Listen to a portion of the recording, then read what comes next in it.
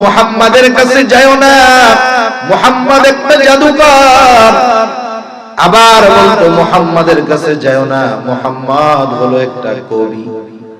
নবীজির থেকে মানুষদেরকে দূরে রাখার জন্য মক্কার কাফেররা নবীজির ব্যাপারে তিনটা শব্দ ব্যবহার করত। কয়টা শব্দ? এক নাম্বার, মানুষদেরকে বলতো মুহাম্মাদের কাছে যাও না, মুহাম্মদ হলো একটা পাগল। আবার বলতো মুহাম্মাদের কাছে যাও না, মুহাম্মদ একটা জাদুকর। আবার বলতো মুহাম্মাদের কাছে যাও না, মুহাম্মদ হলো একটা কবি। নবীজির ব্যাপারে তারা এই তিনটা শব্দ ব্যবহার করত। বাস্তবতা হলো এই বিষয়গুলো কারো চারিত্রিক বিষয়ের অবক্ষয়ের কারণ হতে পারে না।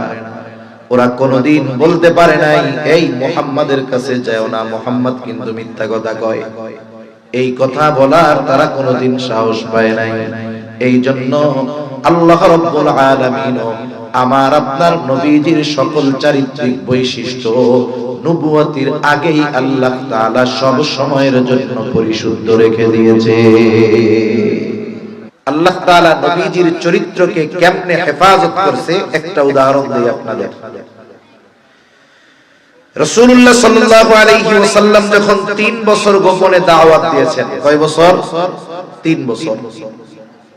আল্লাহ তাআলা এইবার আয়াত নাযিল করলেন। আল্লাহ তাআলা বলেন, ওয়া আনযির আশীরাতাকাল আকরাবিন।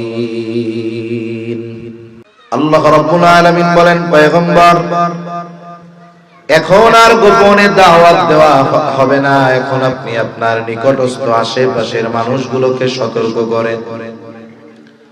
রাসূলুল্লাহ সাল্লাল্লাহু আলাইহি ওয়াসাল্লাম সবাইকে একত্রে দাওয়াত দিবেন কেমনে? নবীজি দাঁড়ায় গেলেন সাফা পাহাড়ের উপর। কোন কোন বর্ণনায় আসছে নবীজি দাঁড়ায় গেলেন আবু কুবাইস পাহাড়ের উপর। একই কথা, কারণ সাফা পাহাড় হলো আবু কুবাইস পাহাড়ের একটা অংশ। নবীজি দাঁড়ায় গেলেন, সকলকে ডাক দিলেন, ও মক্কাবাসী এদিকে আসো। সকলে দলে দলে নবীজি সাল্লাল্লাহু আলাইহি ওয়াসাল্লামের ডাকে সাড়া দিয়ে চলে আসলেন।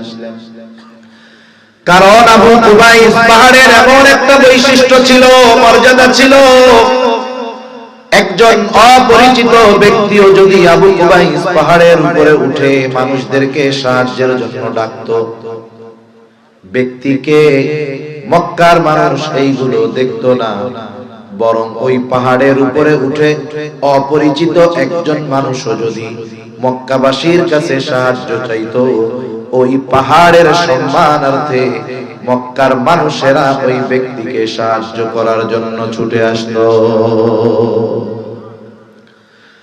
আজকে তো মক্কাবাসীকে ডেকেছে আল আমিন,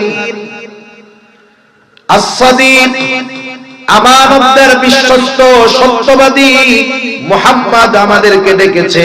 এই জন্য সকলে দলে দলে ছুটে চলে গেছে। নবীজি সাল্লাল্লাহু আলাইহি ওয়াসাল্লাম সকলকে একত্রিত হওয়ার পর সকলে জিজ্ঞাসা করে, মুহাম্মদ আপনি কেন আমাদেরকে এখানে ডেকেছেন, কেন একত্রিত করেছেন? নবীজি এবার বললেন, আমি যদি তোমাদেরকে এই কথা বলি যে এই পাহাড়ের পাদদেশে একদল অশ্বারোহী সৈন্য তোমাদের উপরে আক্রমণ করার জন্য অপেক্ষা করতেছে, তোমরা কি আমার কথা বিশ্বাস করবা নাকি?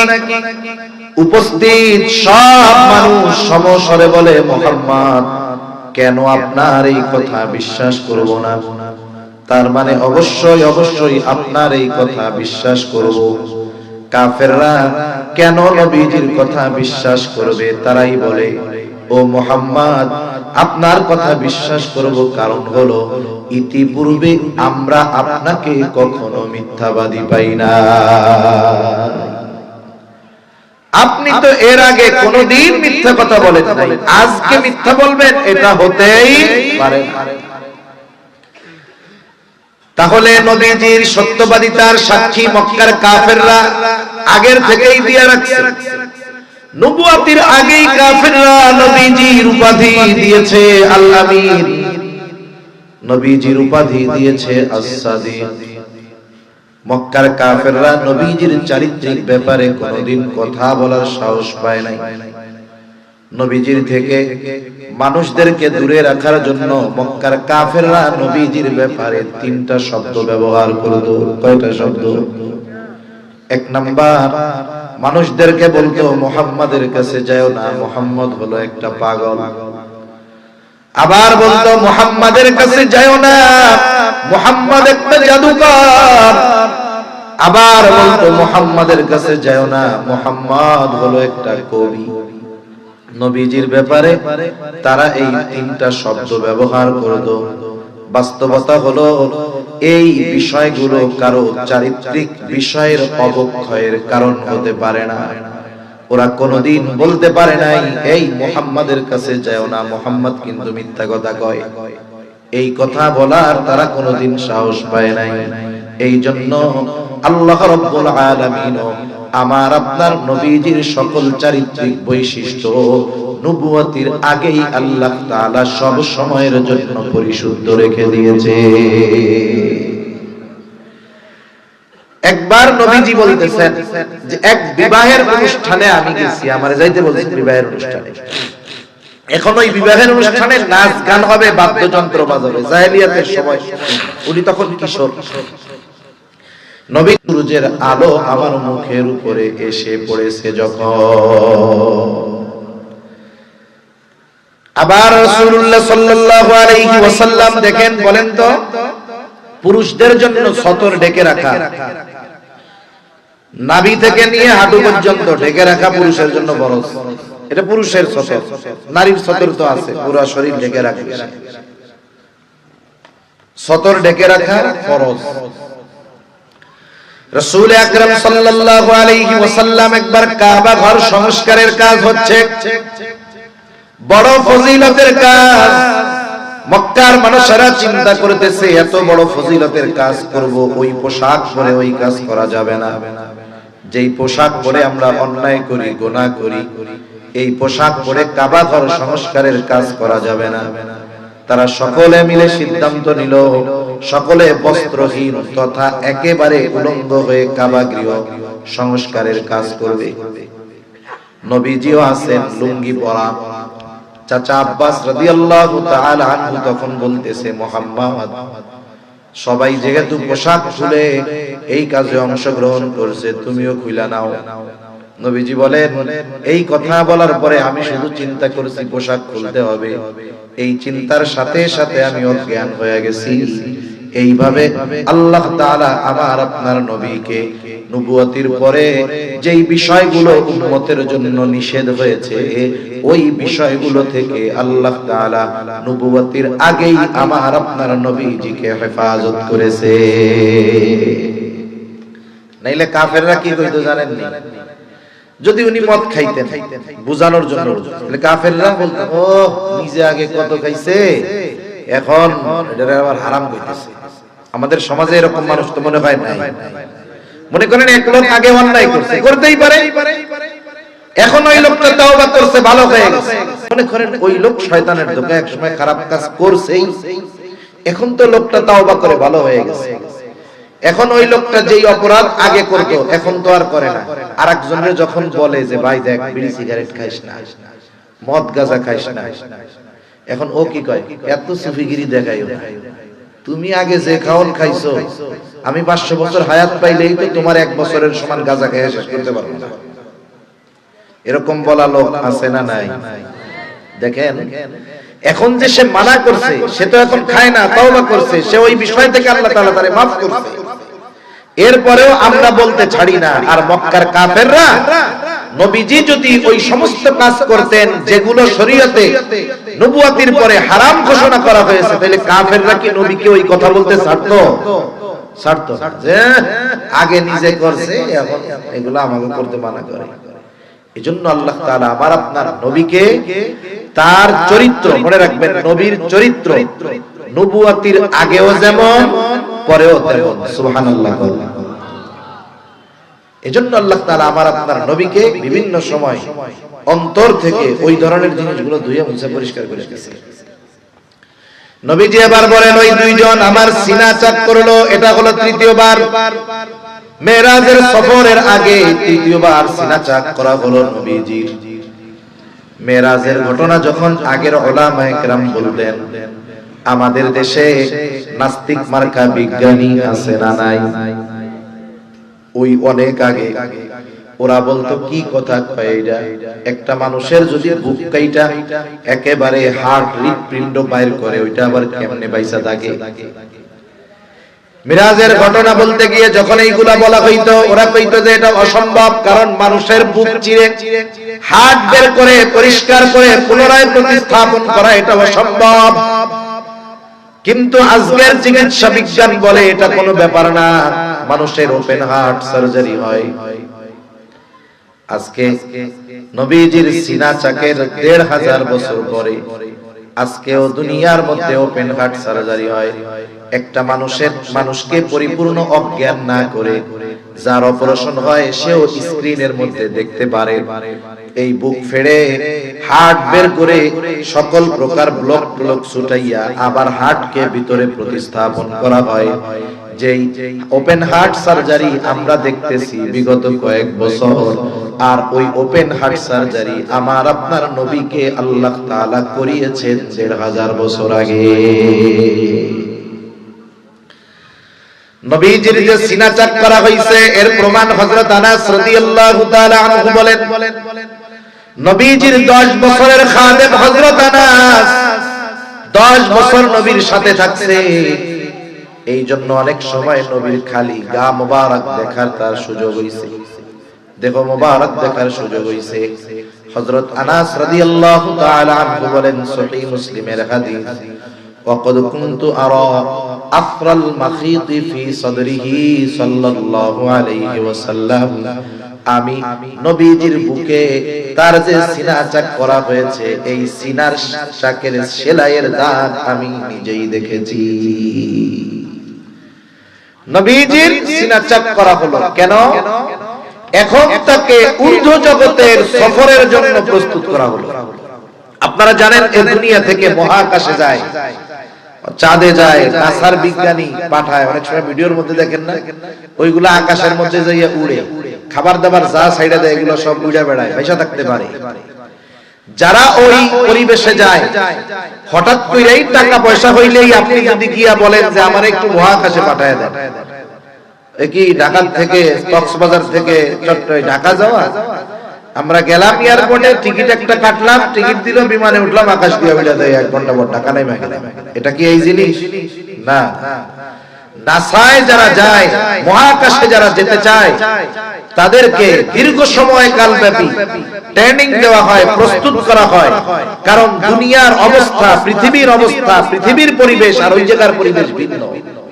ওই পরিবেশে যেন সে তাকে মানিয়ে নিতে পারে, এই জন্য তাকে 2, 4, 6 মাস, 1 বছর, বরং তার চাইতে বেশি ট্রেনিং দিয়ে প্রস্তুত করে এরপরে তাকে মহাকাশে পাঠানো হয়। নবীজির সফর হলো সপ্ত আকাশ পাড়ি দিয়ে আরশে আজিম পর্যন্ত। এই জন্য রাসূলুল্লাহ সাল্লাল্লাহু আলাইহি ওয়াসাল্লামের তৃতীয়বার সিনা চাক করে এই দীর্ঘ লম্বা সফরের জন্য নবীজিকে প্রস্তুত করা হইল। এইবার সফর শুরু হয়ে গেল, চইলা আসলো বোরাক। বোরাক হলো এমন একটা প্রাণী, খচ্চরের চাইতে বড়, ঘোড়ার চাইতে ছোট, গাধার চাইতে ছোট, খচ্চরের চাইতে বড়। আমাদের অঞ্চলে অনেক জায়গায় মাঝে মধ্যে দেখি, বাজারেও পোস্টার কিনতে পাওয়া যায়, সাদা একটা ঘোড়া, ঘোড়ার সাথে 2টা লাগাই দিয়েছে ডানা, দেখেন নাই মনে হয়? আবার হাদিসে আছে বোরাক নাকি কথা কইতে পারে, এবার লাগাই দিয়েছে সাথে মানুষের একটা মাথা।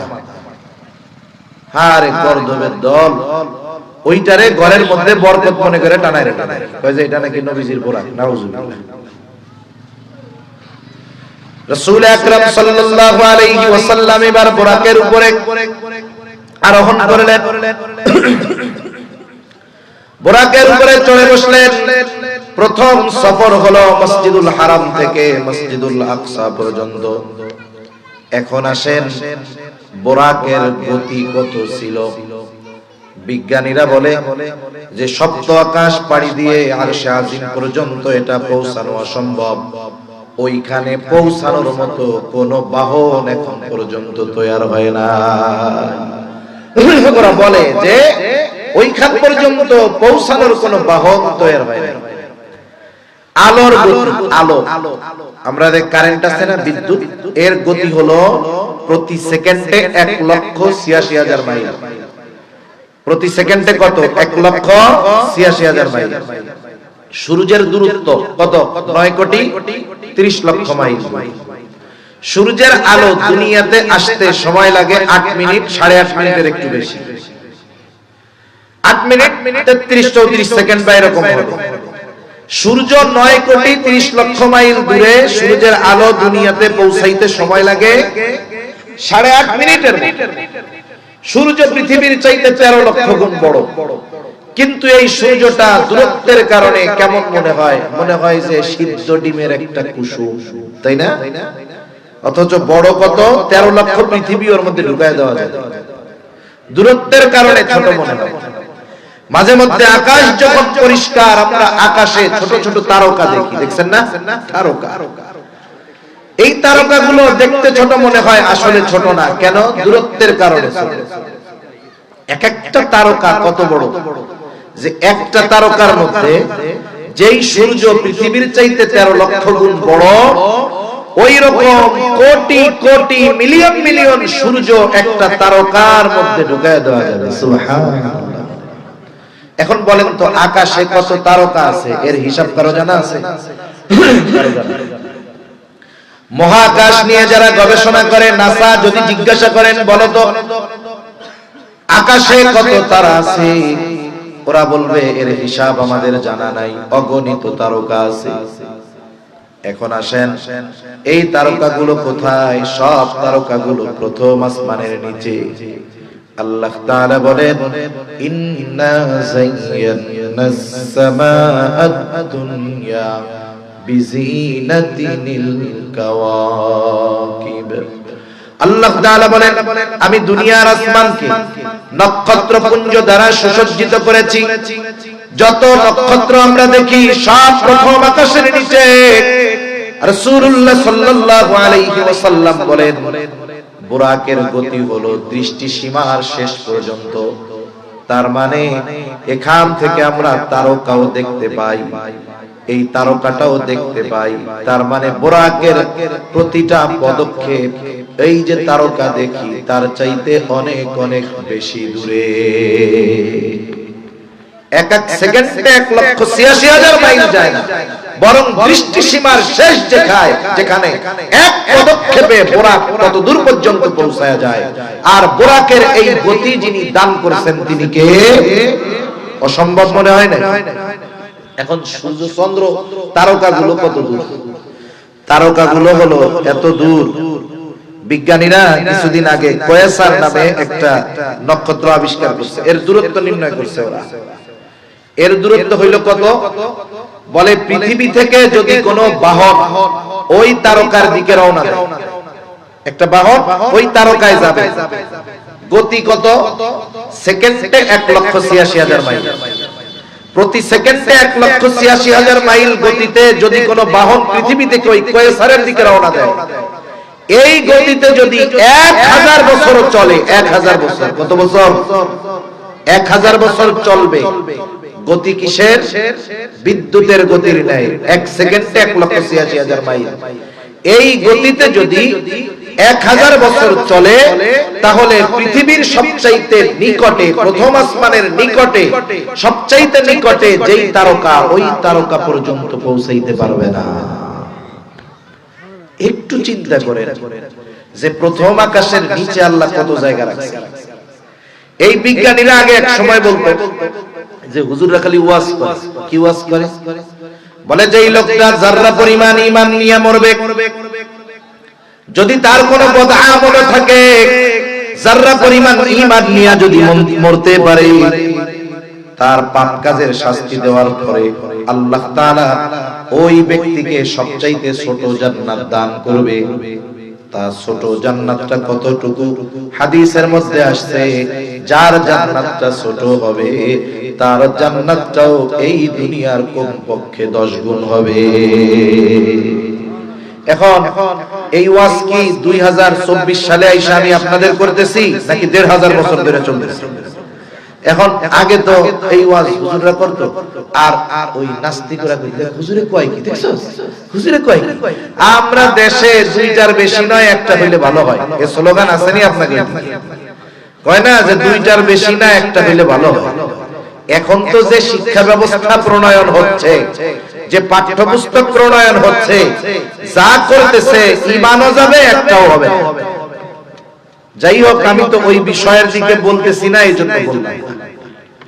আল্লাহ আমাদের এই গজব থেকে হেফাজত করুক, সকলে বলি আমিন। তা তারা বলতো হুজুররা বলে আমরা জন্ম নিয়ন্ত্রণ করতে বলতেছি, মানুষের সংখ্যা কমাইতে বলতেছি, থাকার জায়গার অভাব হইতেছে, খাওয়ার ব্যবস্থার অভাব হইতেছে, আমরা বলতেছি জনসংখ্যা কমাইতে যাতে থাকার জায়গা সংকটে না পড়ে যায়। আর হুজুররা বলে এরা নাকি মরার পরে যেটা ছোট পাইবো এটাই নাকি দুনিয়ার 10টার সমান একটা পাবে। এত জায়গা পাইবো কই?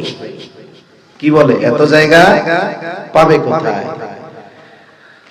একটা আসমানের খবর আপনাদের বললাম যে সবচাইতে নিকটের যে গ্রহ, এটার দূরত্ব কোটি বছর পার হয়ে যাবে যদি কেউ প্রতি সেকেন্ডে 1,86,000 মাইল বেগে ছুটে। কোটি বছর পার হলেও ওই তারকা পর্যন্ত পৌঁছাতে পারবে না। আর ওই তারকা প্রথম আসমানের নিচে, প্রথম আসমানের নিচে। আল্লাহ বলতেছে এগুলো আসমানকে আমি সুসজ্জিত করেছি। একটা সাধারণ মোটা মাথার মানুষ বুঝতে পারে যে তাহলে প্রথম আসমানের নিচে কত জায়গা। বলেন তো আসমান কি একটা না আরো আছে? আল্লাহ তাআলা বলেন আল্লাযী খালাকা সাবআ সামাওয়াতিন তিবাকা। আল্লাহ তাআলা সপ্ত আকাশ আসমানকে 7 স্তর বিশিষ্ট করে সৃষ্টি করেছেন। তার মানে এই কথাটা বোঝা যায় আল্লাহ তাআলা যদি তার কোন বান্দাকে দয়া কইরা দুনিয়ার 10টার সমান নয় 1000 সমানও যদি এক একটা জান্নাত দেয়, প্রথম আসমানের নিচের জায়গায় শেষ হবে না। যে কথার থেকে এত দূর গেলাম যে বোরাকের দূরত্ব সেকেন্ডে মানে এক মুহূর্তে কত দূর, দৃষ্টি সীমার শেষ পর্যন্ত। মানুষের দৃষ্টি সীমা কত দূর যায়?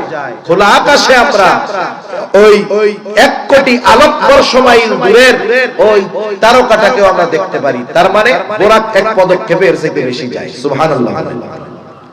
নবীজি সফর শুরু করলেন, ওখান থেকে সফর শুরু হলো। জমিনের যেই ভ্রমণটা এটাকে বলা হয় ইসরা। মসজিদুল হারাম থেকে মসজিদুল আকসা পর্যন্ত ভ্রমণটাকে বলা হয় ইসরা। আল্লাহ তাআলা সে কথা কোরআনুল কারীমের মধ্যে বলেন সুবহানাল্লাযী আসরা বিআবদিহি লাইলাম মিনাল মাসজিদিল হারাম ইলাল মাসজিদিল আকসাল্লাযী বারাকনা হাওলাহু লিনুরিয়াহু মিন আয়াতিনা ইন্নাহু হুয়াস সামিউল বাসীর। পুত পবিত্র ওই মহান সত্তা যিনি তার বান্দাকে মসজিদুল হারাম থেকে মসজিদুল আকসা পর্যন্ত ভ্রমণ করিয়েছেন। আল্লাহ তাআলা বলতেছেন বিআবদিহি, নবীজিকে আবুদ বলে আল্লাহ তাআলা অভিহিত করেছেন। মনে রাখবেন এই দুনিয়ায় মালিক হইতে পারলেই দাম তা না, বরং পরিপূর্ণ আবদুন তথা আল্লাহর গোলাম হতে পারলেই সে সফল হয়ে যায়।